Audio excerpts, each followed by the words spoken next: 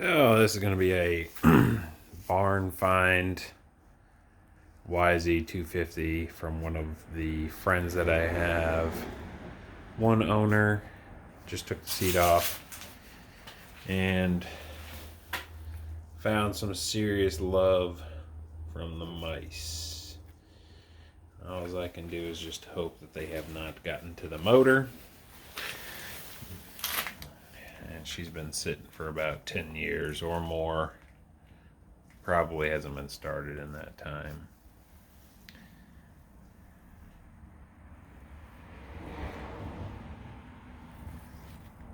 Overall, pretty decent condition. Should be able to revive her.